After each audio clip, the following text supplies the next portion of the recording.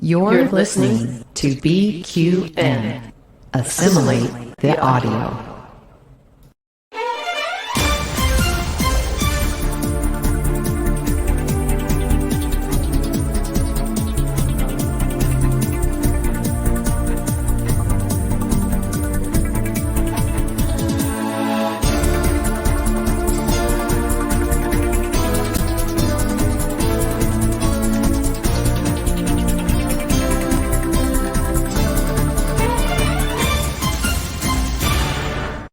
Welcome back, listeners and viewers, to What's the T-Bev, a Star Trek Universe podcast here on the BQN. I'm your host, Christos. What's the T-Bev is a podcast where I interview members of the LGBTQIA+ community and our allies. We get to know our guest, Trekdom, and discuss current Star Trek news and speculation. Remember, you can watch What's the T-Bev on our YouTube page of the same name or wherever you get your BQN podcast. Well, listeners, we are back after a very, very, very long hiatus. I guess I apologize for not having done a new episode in a hot minute. Listeners of the network know that does not mean I have not been super active. I am a full-time host on All Good Things with Mark White and Kelvin and Amy, and that is literally weekly. And right now, that's even on hiatus while we do View Screen. And if those of you who are watching View Screen are enjoying it, please continue to check that out. I believe there's 6 episodes through a little 10 episode first season. I've been on 3 episodes, I think, so far, and have at least 1 or 2 to go before their season is over. And then we'll be back with more All Good Things when that's done. And I, of course, hope to continue What's the T-Bev, at least 1 or 2 new episodes every month in the meantime. So with that, we're going to be doing basically your traditional episode of What's the T-Bev today. And with that, you all know means I will have a guest. And our guest today is a Mr. Brad Pritchett.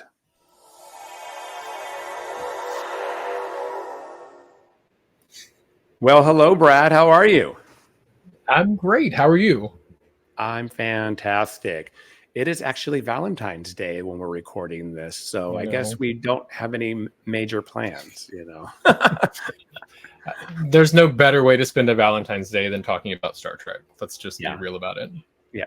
My buddies just texted me. They're like, what are you doing tonight? Because I think I'm like the single one of the group, and they're like, I think they worry about me sometimes. And I'm like, don't worry, I'm recording a podcast of What's the T-Bev. I'm good. I'll be talking Trek tonight. Everything's good. And I actually won't be alone. So it's a little bit different. So I'm glad that there's not like a Valentine's theme for this particular episode, because that would be just not fun to talk about. Star Trek romance. That would not be on brand for me. I would expect like Davey to do something like that over on Treksperts or something and just do all love story trivia or something like that. And maybe I'm giving Davey ideas right now. Hey, Davey. And happy belated, Davey. I think yesterday was your birthday. And just got engaged. Yes. He is Speaking of love. Speaking of love. His fiance is a cutie. His fiance is Greek, like me. So there you go. You're not biased. Us Greeks roll together. So Brad, let's before we get too far into things, this picture of you at Star Trek Las Vegas, I believe, doing our Angel One Riker. That is such an awesome cosplay. Yeah, that's the first cosplay I've actually done at a convention. I've done like little, cutesy whatever things, but I've never done a full cosplay before. That was my first one from last year. You can't tell because I'm wearing a shirt, but I have no chest hair whatsoever. I am a very naturally like non-hairy person other than the mustache. So the chest plate that I'm actually wearing for the cosplay had individual hairs sewn into it. It took me like 3 months to do. Wow. I may bring it again this next Las Vegas. And I might do it again. But it was a lot of nights just doing this and stabbing myself in the finger, cutting hairs and trying to make it look like Riker. Yeah. Well, the work paid off, obviously. Did Jonathan Frakes get to see you at all in that, or? So the day that I was in the cosplay, and I was in actually right after this picture got taken, Denise Crosby grabbed me because she recognized it from Angel One. and was like, you have to show this to Jonathan Franks. And I was like, yeah, but I'm not going to stand in this giant line. And she was like, no, I'll get you past the line. Come back when he's here. And I was like, okay. But then I got like preoccupied and moved around, and I didn't have time to go back. So I might do it again just to try to get a picture with him while I have my gorgeous mane of manly chest hair. You know, any good cosplay, it'll have been 2 years. You know, you didn't get the show Frakes. It'll be worth it. And I will be actually bought my ticket the other day for STLV. My general admission. So I guess I'll see you in August. I will be there. Yes. See here, I got another picture of you. We met obviously at STLV 2 years ago, but only that one time. I mean, I guess we were around that weekend. I saw you again. Was it on the Star Trek cruise or on something else? I know we bumped into you again somewhere. I can't. We definitely bumped into each other at the last two. You were at last year's Las Vegas, I believe. Yes, there you go. Yeah, so I think that's mainly where we've been. It's just, it feels different because they were different like venues the 2 different years. Yeah, and they were very different conventions. Very different. Yeah. So yeah, this is at a Gaze in Space party there with Jack Tracy, who's also been on the show. So there you go. That means I had both of you on the show. So that's pretty cool. Well, why don't you tell the audience a little bit about yourself? What do you do professionally? So I'm I'm Texas based. I'm the deputy director of Equality Texas. We're the state's LGBTQ advocacy organization. So when you hear about, terrible things in the news happening, targeting LGBTQ people in Texas, we're generally the organization that leads the fight to defend queer folks in the state of Texas.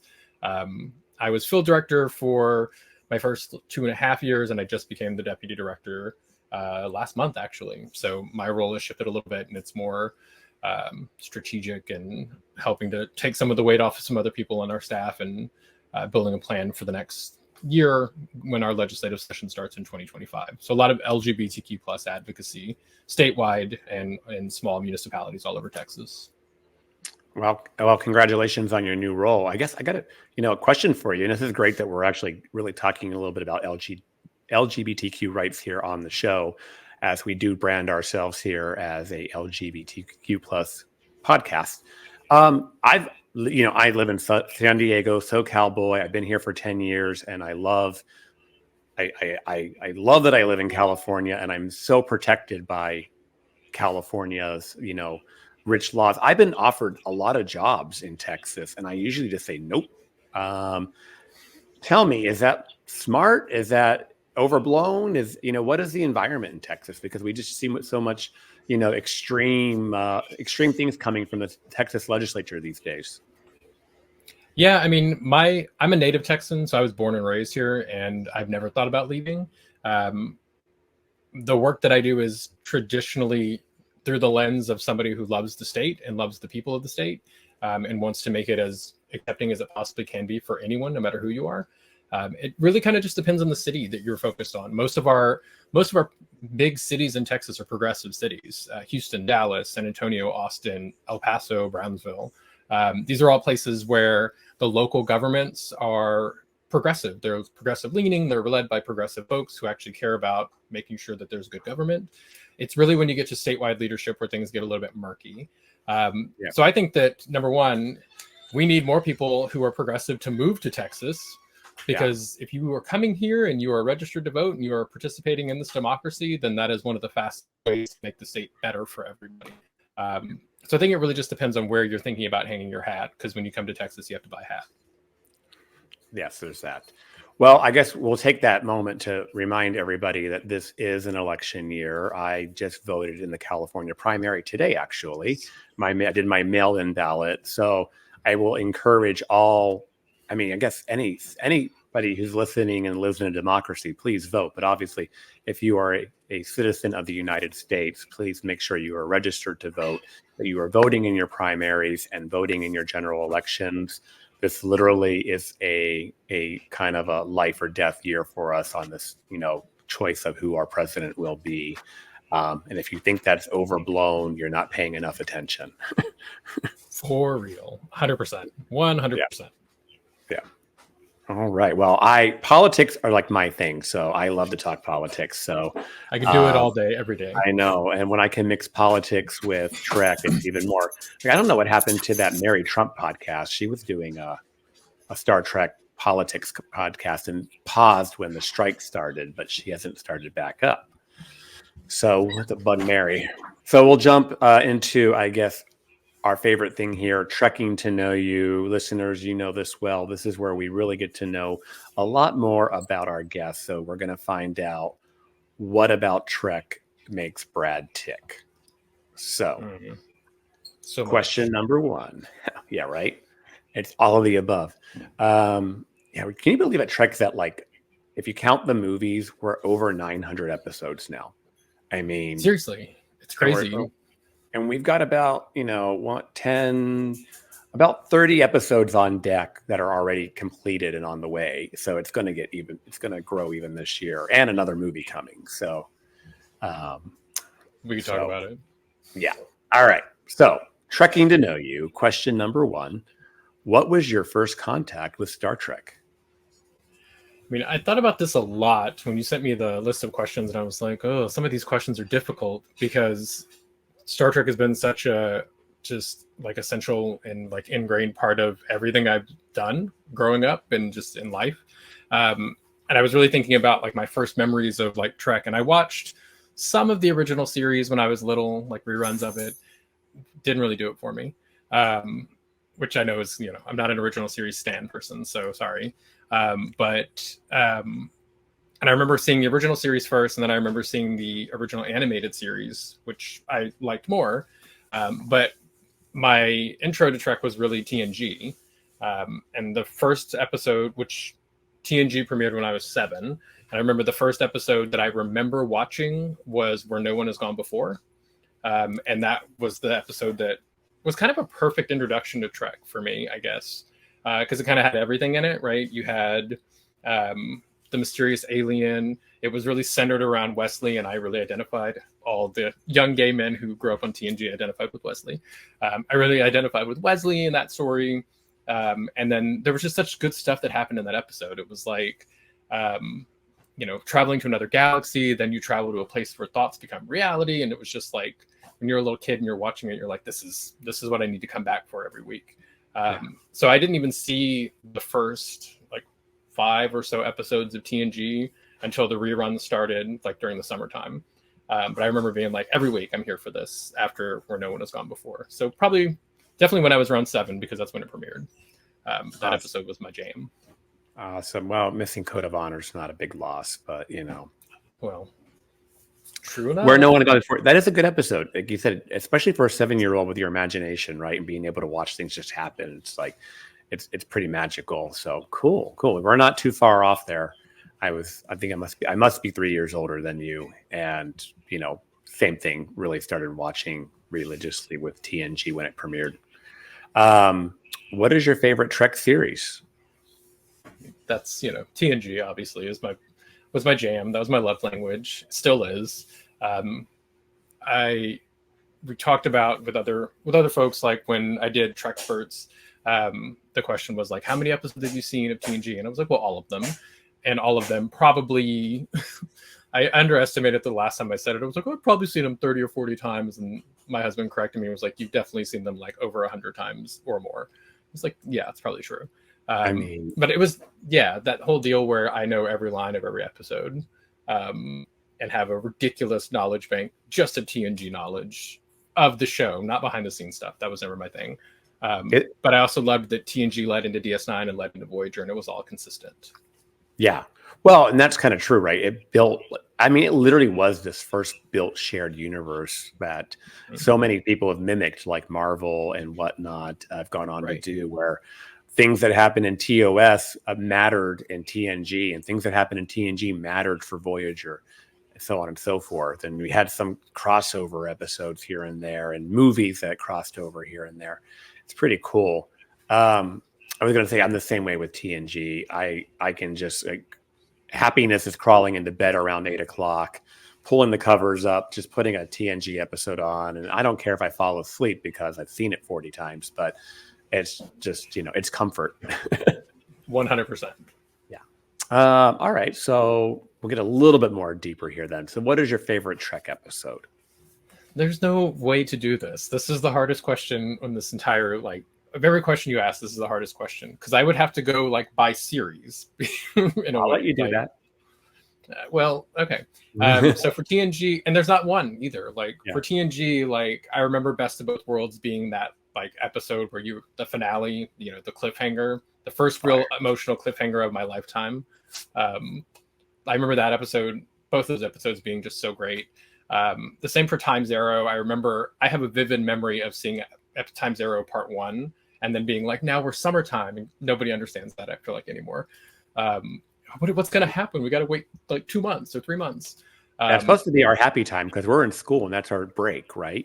Right. That's supposed to be our favorite time of the year was summer vacation. Torment. But no, what's going to happen with Star Trek? Torment. And then for for TNG, I always go back to Disaster for some reason. I have a weird thing where I like any episodes where the ship is dark and damaged and everybody has to work together to accomplish something.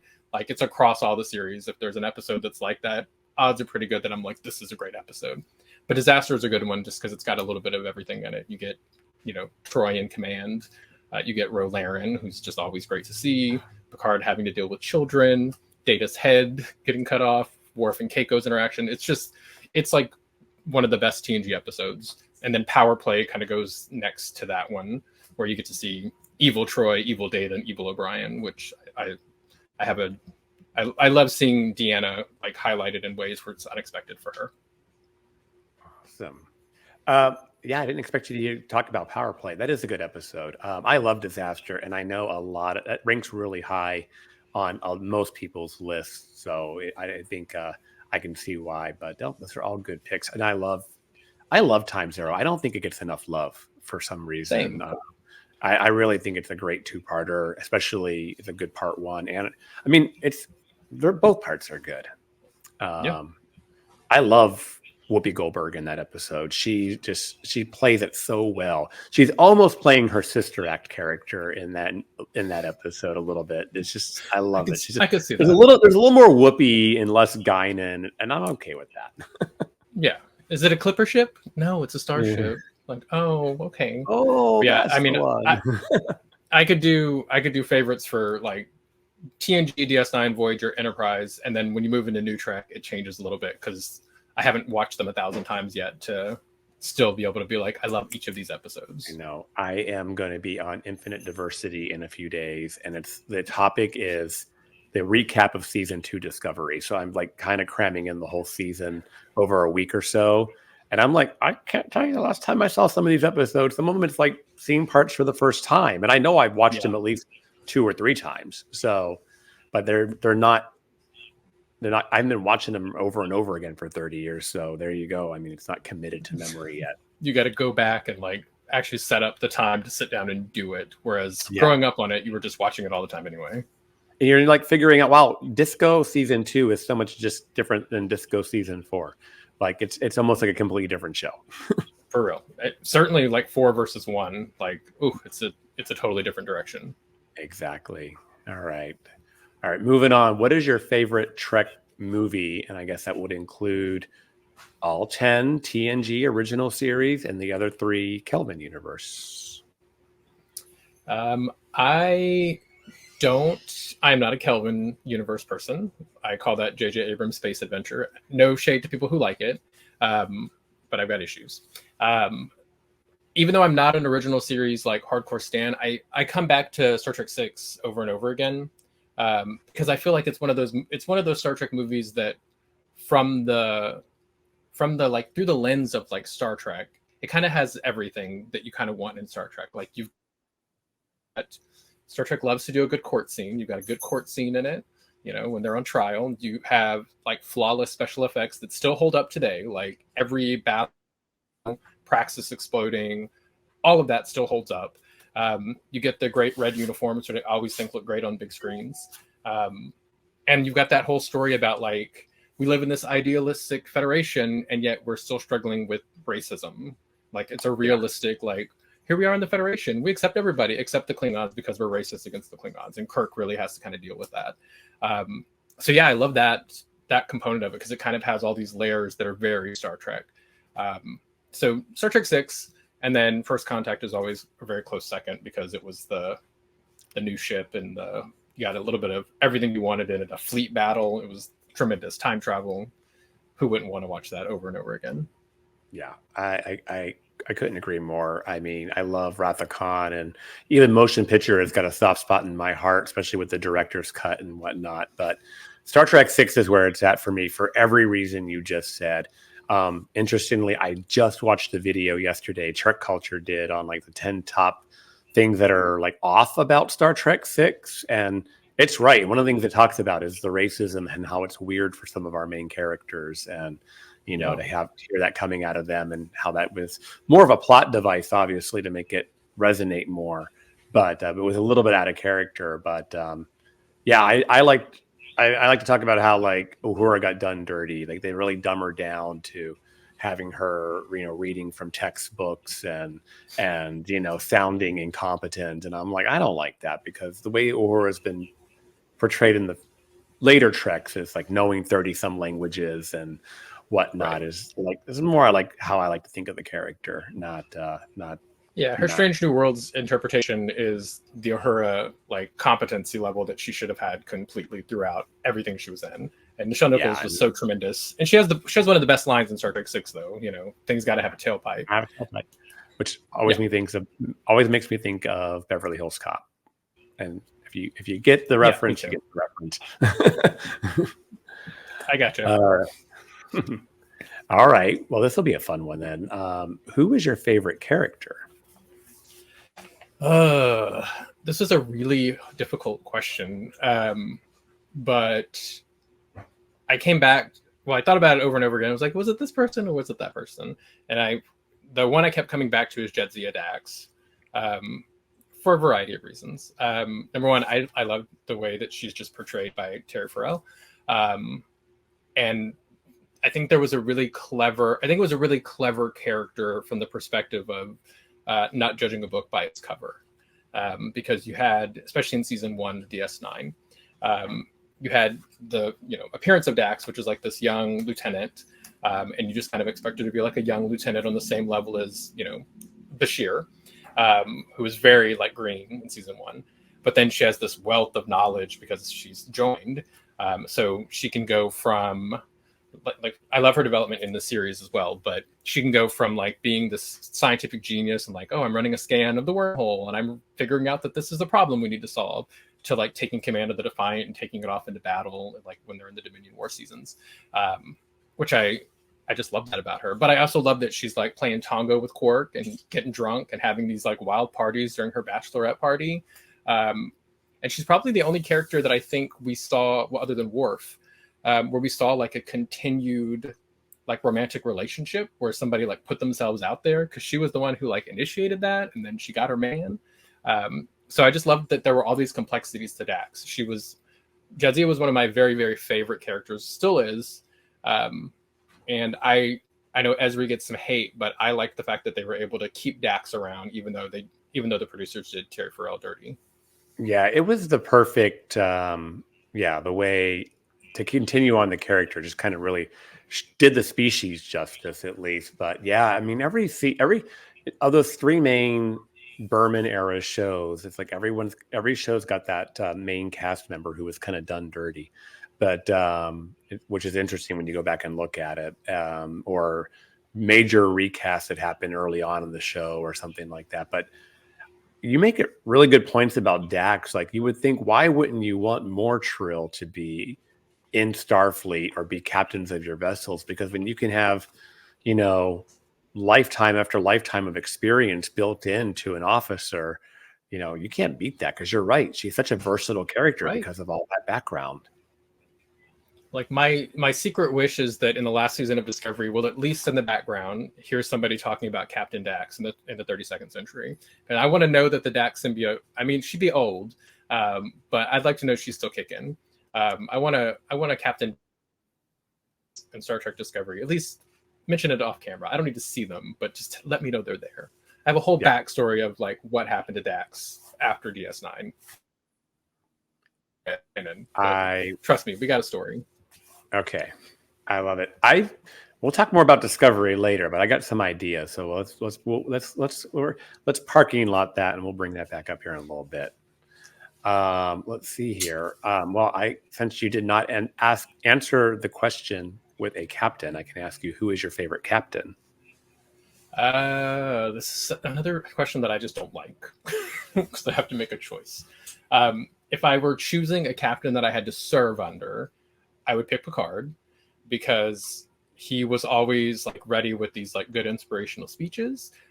He was always like ready to like center like morality in a really like effective way. And he was really good at like deductive reasoning.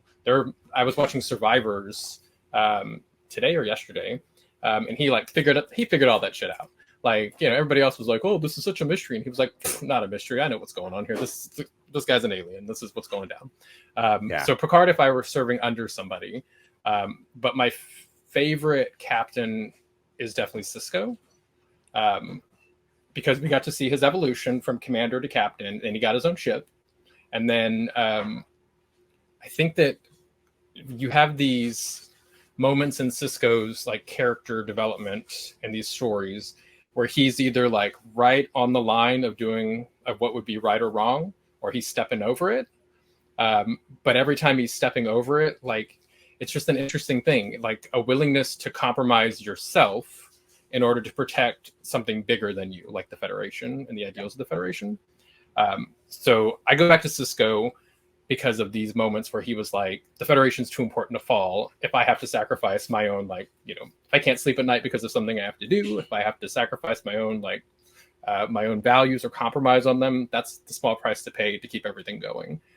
So I come back to Sisko, and I just love Avery Brooks. And in some of these episodes, how he portrayed like that struggle for Sisko just came off really well. And beautifully. I mean, you're kind of dancing around in the pale moonlight there a little bit, and I'm like, yeah, that is such a pivotal episode. It's so good, and his acting is so amazing in that episode for Avery Brooks. But yeah, I mean, it's just an iconic episode now. But I think what they really did well there was they made him so different than Picard, and we weren't just going to get an African American version of Picard. We were going to see very different character, and that I think landed really well.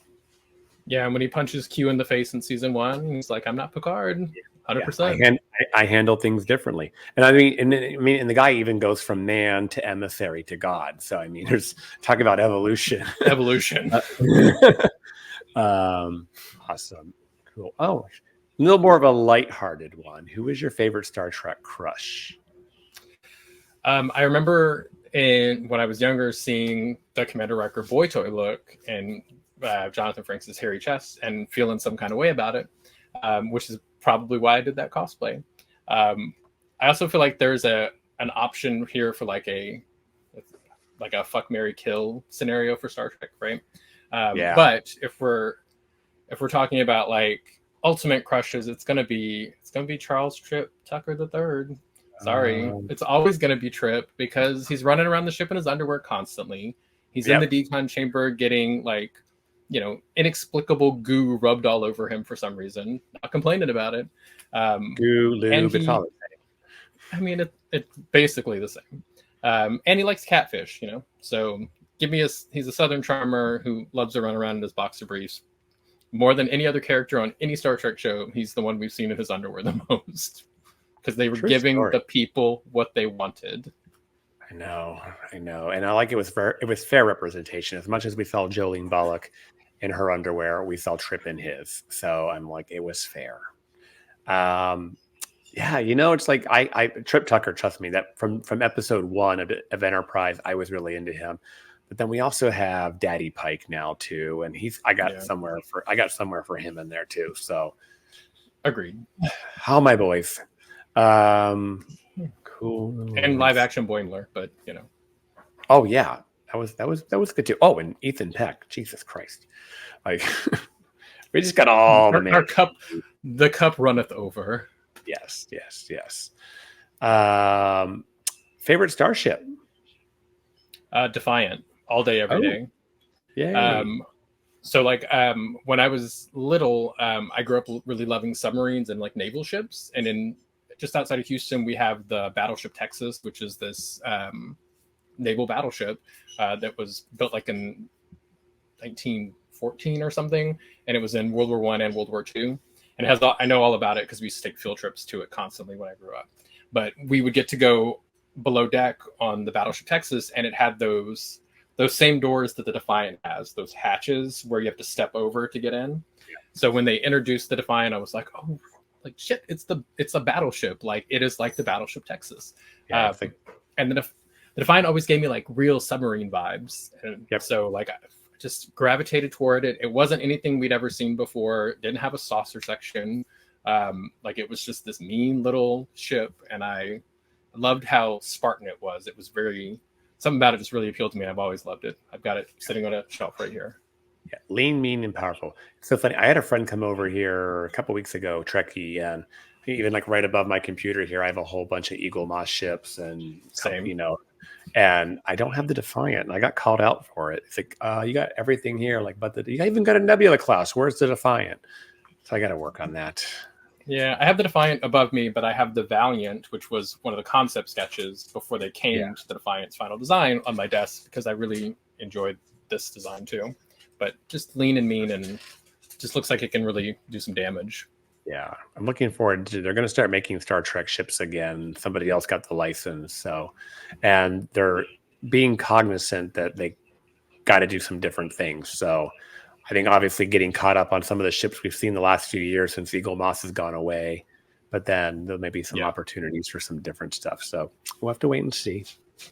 What is your favorite uniform? You're wearing it.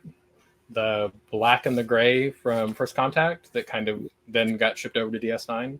I'm a gray person, so like half my wardrobe is gray. So when they introduced that, I was like, finally a uniform for me. But I liked that it also had that. I go back to In the Pale Moonlight. Like you could take that top part off and you got this like snazzy vest underneath it and your like division color shirt underneath it. It just felt really versatile in that way, but I really just liked the way it looked. It kind of looked a little cozy too. Like the gray component of it looked really like kind of like, oh, you could just snuggle into it in a way. So I love that uniform.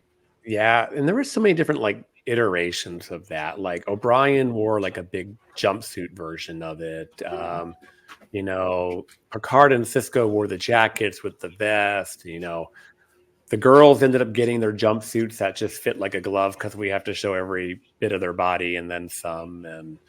But they're pretty versatile. This is like my favorite. This is a Volante jacket, and it actually fits me really well now. I bought it, and I think the day I bought it, I started gaining weight, and recently just got off 25 pounds, and it's like now it just zips right up, and it looks great. And I wore it out Saturday night, kind of incognito with just black jeans and boots and no comm badge and t-shirt underneath and had it kind of open. And there were some people who knew what it was and other people just thought it was a really cool jacket. I did get a lot of compliments on it, but there's all people who are like, I see you, I know what you're doing.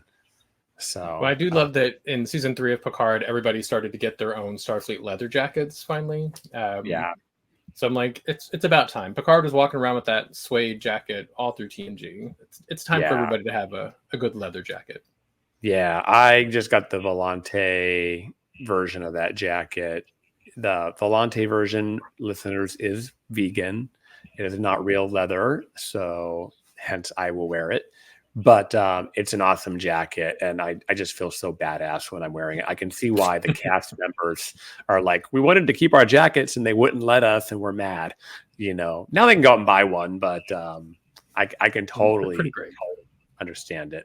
I liked how in season 3 of Picard, some of them, like your Beverly Crusher character, who was not in Starfleet in episode 1, that just moved. They started adding more Starfleet dev to her with every passing episode, and her finalizing back into the uniform and being back in Starfleet by the time the 10 episodes were up. I thought that was like perfect.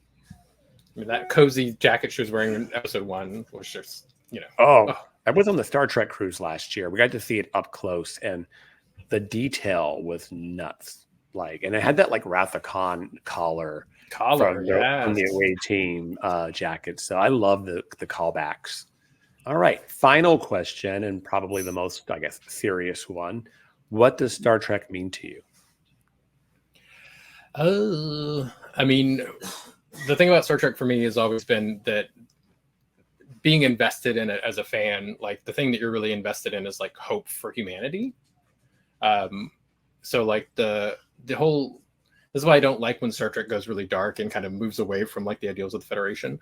But it's this possibility that at some point humanity will get our shit together and put aside all of like the petty stuff that is used to divide us, or that people intentionally like go out of their way to use to divide us, to build something like the Federation, something that is necessary, but something that's also not going to be used for purposes that aren't altruistic, ultimately, like bringing people together.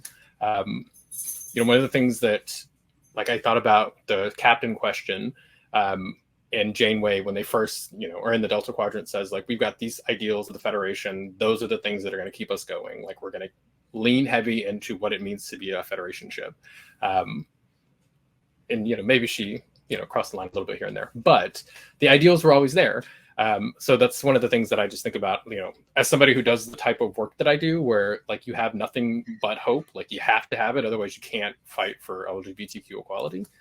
Star Trek has always been the thing I kind of come back to, like when I get in my work, when I get like beat down or slammed, there are some episodes I will just put on that will help kind of coax me out of like a funk and refill my cup. So yeah, for me, Star Trek has always been like, we can do better. It just takes us like getting to a point where we recognize that we can do better and everybody kind of doing it. So yeah, that's my Star Trek nugget of truth. Yeah. That's beautiful. Yeah, I think about that. You talk about the episodes that fill your cup, and one of my newest episodes to kind of join that list has been Ad Astra Per Spera from Strange New Worlds, and I'll tear up even talking about it. It's everything for me. It's a perfect episode. It's it's hopeful. It's there's such good performances. They're so moving. It's so authentic. And, the allegory of, being, Illyrian can be such a stand-in for so many other things, for being gay. So many. Yeah. It's just such a big deal. And, and I think about other things like, I think about how, Whoopi Goldberg talked about seeing Uhura on the original TOS. Gave her, hey, we're in the future, we're there. And I think that's why it's so important that we started to get gay characters or LGBTQ characters, I should say, in the current era of Star Trek, Disco and beyond, because it's like, it's important for people to see that they exist in the future one way or another, and then they're also free. That's so important. And I guess, so when people like bitch about wokeness, like, shut up, you know what I mean? Because we'll be woke forever. Woke is not a bad word, and I will not let it be turned on me. Woke. Yeah, what is the opposite of woke? It's like having your eyes closed and being asleep. That's no way to live. Sounds like I would much rather be woke in today's current environment. 1000%. I'd rather be woke and aware of what's happening around me and a participant in the world around me than like putting myself in a box where I'm refusing to like accept the world is changing. It's either like change with the world or the world will leave you behind. And hopefully that will happen to some of the worst elements of the folks who are continually trying to like suppress people's rights. Yeah, it's amazing to me that the trope of change is such a thing. Like, it's such a constant. It's been a constant forever. And when today's older people were like, when they were young, they probably bitched about the older people who wouldn't change. And then they grow up just to become that. It's like the world is always changing. I always tell people, don't become stagnant. You need to keep your mind open. You need to keep learning. You need to stay open to new things and new ideas, and not just be like, I don't want it. I'll just stay in my little corner. Even Star Trek fans can be like that. I don't want new Trek. It's so different. I'm like, no, you're literally doing it within our own bubble. It's still Star Trek. That's the thing. Is like I don't love the Kelvin universe, but I know that there are people who that was their first introduction to Star Trek. And more power to that. Like you brought people into the fold. I'm not going to go out of my way to necessarily consume Kelvin content, but I respect the fact that it's a vehicle for getting people into the broader Star Trek universe. Awesome. Very true. And this is a perfect segue as we go into, I guess, our only topic for tonight in as far as news and speculation. Let's talk about that most controversial show, Star Trek Discovery. Because people either love to love it and they love to hate it and they love to bitch about it or they love to talk about it. So viewers and listeners, little breaking news today. We finally got a release date for Discovery Season 5. It is dropping on First Contact Day, or right before First Contact Day, excuse me, April 4th. We're getting a double episode premiere. So you're going to see episodes 1 and 2 of the 10 episode season 5. Yeah, this is the first 10 episode season. Discovery had longer seasons, like 13, 14 episode, 15 episode, I think was the first one. This is going to be the first 10 episode season, and I guess last one. And it even says here on this beautiful poster art that just dropped today, the final adventure.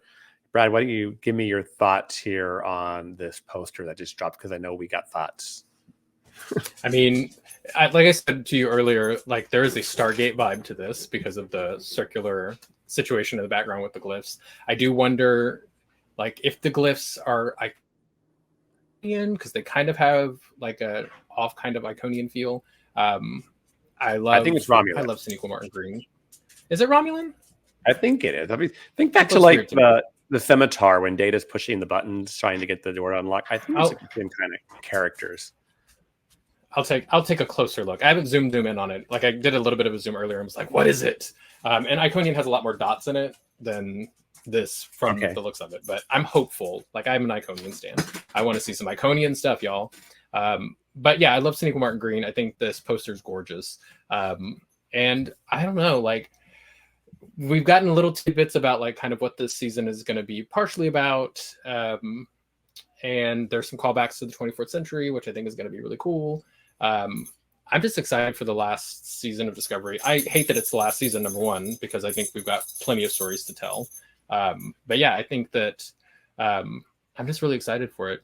I wasn't when Discovery first came out, I was so excited about it. And I'm also the person who wants to continue the TNG DS9 Voyager timeline as much as possible, when possible. But then, I grew into Discovery because you have powerhouse people that can't help but draw you into the stories. So I'm just looking forward to seeing where this is going to go for the final season. Right. We were talking, the BQN hosts were talking about this in a Slack today, and we're this, when the news dropped and the artwork and everything. And I even said, I guess my biggest fear is that Discovery has finally kind of found its place with season 5. And it's going to be that great season that maybe brings everybody in at least a little bit more into unison and liking it. But then that's it. It's gone. It's done. And Thad he's over on Infinite Diversity. He said, yeah, it's going to be season 4 of Enterprise, the one, the season that everyone loves, but it was the last one. It was too little, too late kind of thing. Or too big, too late, whatever you want to call it. But I guess I'd rather have it be an awesome season than be just lackluster. And you'd be yeah, it should. I'm glad it ended.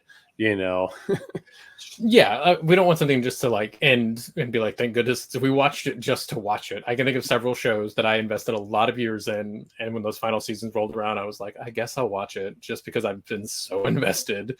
The completist. Yeah, I just want to finish the story, no matter how bad it got. I think season 4 was a really strong season for Discovery. Yeah. I also just I think the jump to the future, where we were put beyond anything we'd had any reference to before, was not only a really smart thing to do, but I think it was also it was exciting, and it was, I think, probably pretty bold to think about how far can we go without it seeming weird. And the furthest we'd ever seen was 29th century, and then Discovery was we're just going to go a little bit past that. which I just loved that. And I think one of the things that I really loved about Discovery's jump was, they always talk about, and they did this in Lower Decks, like the time of Pike and the time of Discovery when it was original to the timeline, was like the golden age of exploration for the Federation. Like this is it. This is when heroes were made, legends were born. The Federation expanded at like this great pace, and you had the folks from that era jump into an era where the Federation was in shambles and barely holding together. And I just think that the way that story was done so well, because you had these optimists brought into this time when there wasn't a lot of optimism, and that was one of the key factors that helped kind of bring the Federation back together, and start rebuilding it. I mean, a Federation without Earth was just heartbreaking. So I'm glad they corrected that last season. Yeah, there was a lot. I've recently rewatched a little bit of season 3. I don't like the later half of season 3. I don't like the whole Osira and all that part of the storyline. But there's some other good parts about season 3 that I liked. And I do like, oh, wow, it's in shambles. But this crew, like you said, from the past is kind of given hope. And then jumping forward to season 4 when Vulcan and Earth rejoin the Federation and they're starting to put things back together. And Trill. And Trill, yes. Yeah. We do see we're getting, some different things happening with the cast. I mean, we have Mary Wiseman returning, I guess, to full-time status as Tilly in season 5. She left early in season 4 to go to Starfleet Academy, which kind of leaves a lot of other open-ended questions. Is she going to be part of that Starfleet Academy show? Doug Jones has been talking on the circuit. He was at the Saturn Awards and was talking a little bit about him having this official ceremonial type role that's in Starfleet. Some sort of, it's good because it's kind of weird having your both captains serving on the Discovery. So they needed to find something for him to do, but I don't know what that is. And of course, we've got Tarina and him, season 5. I'm all about that. So I hope we see 100%. One of my favorite little couples that I'm here to ship for. So, and we have another captain joining the show. I got a slide on him. We can jump ahead to. I'll come back for the rest. Captain Rayner. I think we see him in that clip that was dropped already a couple months ago. He's the only other new guy that appears in that cast photo. So yeah, we have some returning cast members, but it's going to be good. It's supposed to be. It looks like an Indiana Jones kind of romp for season 5, and yeah. I'm here for all of that. We have a episode synopsis for the first episode. I will just read it here.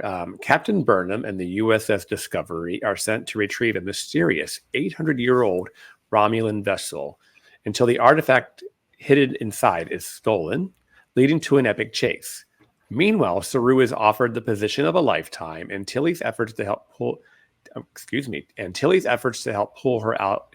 her into a tangled web of secrecy. I can't read today. Actually, I'm not wearing my glasses, and it's the end of the day. So digital eye strain is a thing. We extend grace for reading. Yes. So the ship here on the screen, viewers, I'm sorry, it does appear very briefly in some of the footage that we've already seen. It's literally the same scout ship that we see in the next phase from the Next Generation. Yes. The same class of ship. So we're literally pulling a ship from around that TNG time frame.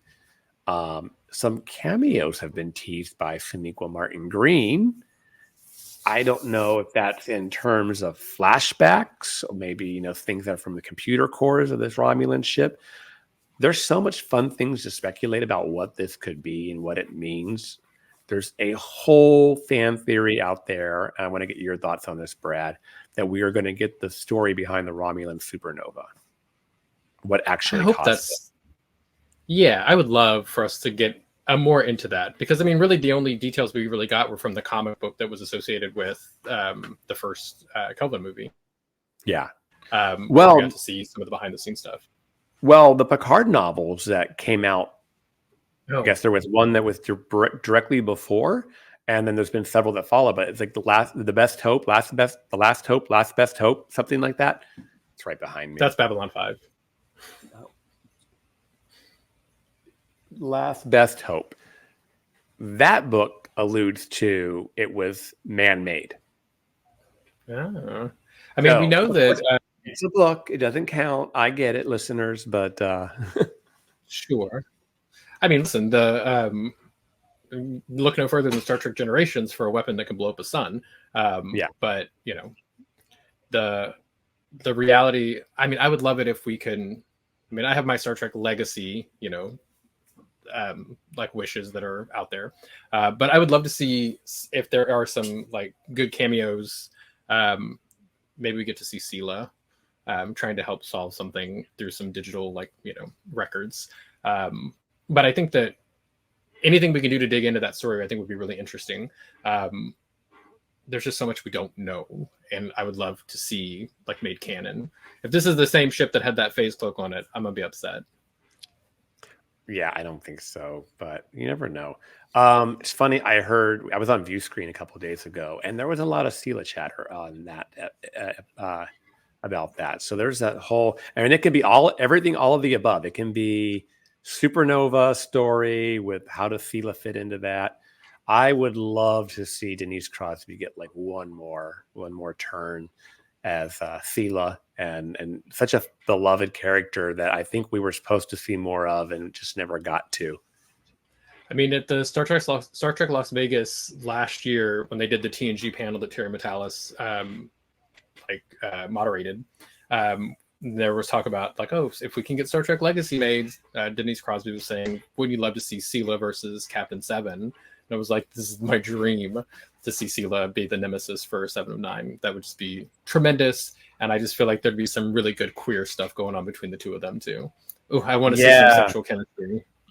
Yeah, because Sela, although it's all like legit, she gives off major Mirror Universe vibes, doesn't she? Mm-hmm.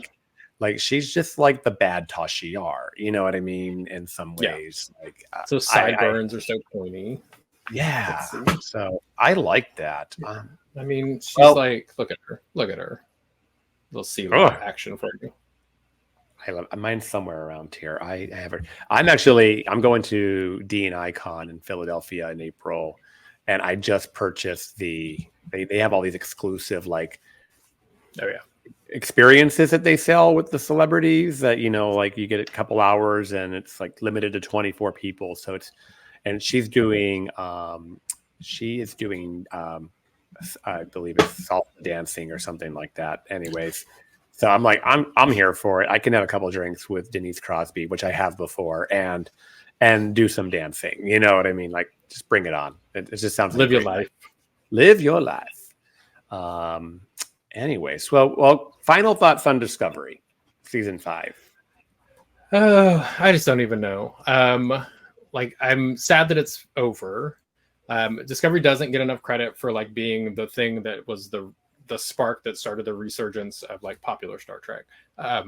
Discovery coming out really showed that there was this fan base that was still here and we were ready for more content. And people really like in years to come, they'll view Discovery, I think, in the way that they eventually viewed Enterprise, where there was like, we didn't know what we had when we had it. And it could have been so good if people had just like given it a little more time. I wanted 7 seasons. But I do think that at the end of the day, it's going to be interesting, and I don't think we're going to be done exploring this particular timeline in Star Trek. I think there will be stories that come out of Discovery beyond this. I think that the Starfleet Academy series is a good example of what we're going to hopefully get to see and maybe build off of. I'd love to have a couple more episodes or a couple more series maybe that are centered in this timeline, just to see where we can take it now that the Federation is kind of coming back together. What's the new frontier look like in the 32nd century? I think we can tell a lot of stories. Yeah. I guess Sames. I agree with everything you just said there. I have a little hope that Academy is going to be set in that same timeline. Hoping that we still get to see some of our favorite characters, a little bit more of that fleshed out. Maybe there are going to be adults, as Tawny Newsome said recently in an interview. Like, hey, it's not just going to be about a bunch of 18-year-olds. There will be adults in this show. So I'm not hoping 90210. Yes, I hope not. So I got my fingers crossed for that. Legacy is something I hope we'll see someday. The more time that goes by, I said this a couple of days ago as well, the more time that goes by, the less likely we are going to get the version of Legacy that was teed up at the end of Picard season 3. Actors will move on and so forth. So I hope something happens soon. I'd love to see the Discovery timeline continue, and I'd love to see that 2400s, the 25th century, continue to be explored. That post Berman era where Picard season 3 dropped. Kind of keep it going. I want some Janeway. Give me some Janeway. Yeah, I would. It would be such a loss not to let Kate Mulgrew come back as Admiral Janeway at least one more time. She's so good on Prodigy that give me live action and you're going to be the fans will just stick it in my vein, yeah, I will love some live action Janeway again. Yeah. I guess my final hope would be that even if we don't get series, maybe this format of the Section 31 movie, kind of like Paramount Plus original, I can do, I don't need, you don't have to write me a whole series if you don't want to. Give me a 2-hour movie that's produced for Paramount Plus. Sure. I'm good. And if people watch it enough over and over and over again, they notice it's not just you being sad and obsessive people. If you watch the stuff, they're tracking it on streaming. Yeah. I gotta always say and remind myself, all I ever wanted when Picard was announced was to see Beverly Crusher again. And I got that and a million times more than I ever could have asked for. So I guess my cup is full and everything else is just overflowing. So we'll just be happy. I don't want to ever sound like an ungrateful Trek fan. More. Anyways, I want more. We would love to hear what you thought of today's episode and hope you'll join our Facebook group, the BQN Collective, to continue our discussion there. You can also find me on Instagram at What's the TBEV, or leave a comment on YouTube if you are watching this episode. I left X. I just gave it up. I deleted my personal account. I deleted my porn account, and I deleted my What's the TBEV account. So sorry, I am not there for you, Elon Musk.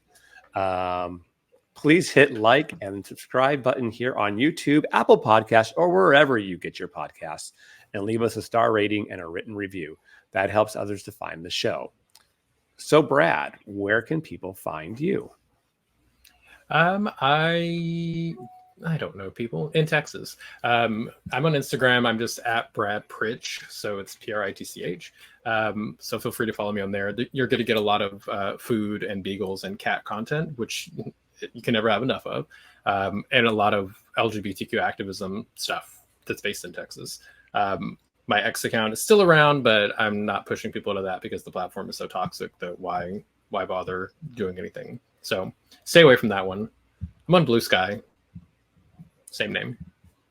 I'm on Blue Sky too, but I just don't ever log into it, so I don't talk about it. Same. I'm on Threads. I have a Threads account too, and I never log into it, so I don't know. Instagram is pretty much the place, or the BQN Collective. At this time, we'd like to thank our associate producers, Davey Willett, Jason Anderson, and Matt Harker. If you'd like to help us keep all of our shows coming to you each week, you can become a patron of the network on Patreon. We will add you to the Hive Mind group with a monthly subscription of $5 or more. You can join our meetings on the Hive Mind Roundtable discussion on the second Saturday of each month. Visit patreon.com/BQN to get all the details and watch your messages. Thank you again for joining, Brad.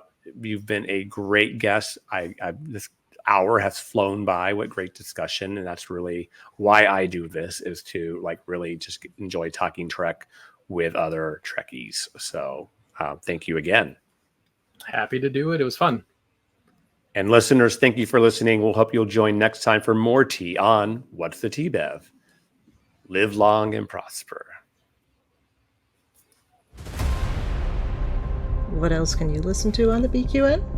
Replicate yourself a mug of hot chocolate and join Amy, Mark, Christos, and Kelvin as they discuss everything and anything in the Star Trek universe on All Good Things. Boost yourself with an energy drink and join Davey on YouTube and Twitch for reviews and live streams of classic, cheap, and sometimes more recent video games on Bargain Bin Gamer. Brew yourself a pot of coffee and join Jeremiah to discuss Star Trek Voyager on The Captain's Couch.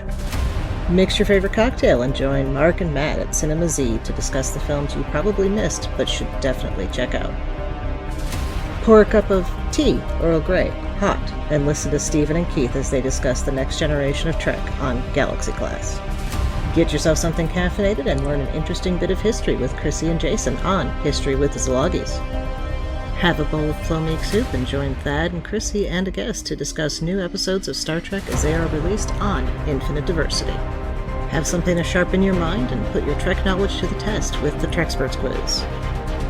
Take a bite out of something that didn't seem edible and join Kyle, Kevin, Amy, and Haley covering all things in New Trek, including that show that is Trek in all but name, The Orville, on Union Federation. Get your Sunday brunch ready for The View Screen, a live weekly talk show hosted by Kelvin and Amy with featured guests talking about all things Trek. Pour a glass of wine and spill some tea with Christos, where he discusses current Trek news and events and explores the world of fandom via guest interviews, all with an LGBTQIA+ perspective on What's the Tea, Bev? And Patreon members get to pass around that green bottle of Aldebaran whiskey once a month on the round table, and they can listen to It's Green with Mark White and Amy's Math Moments.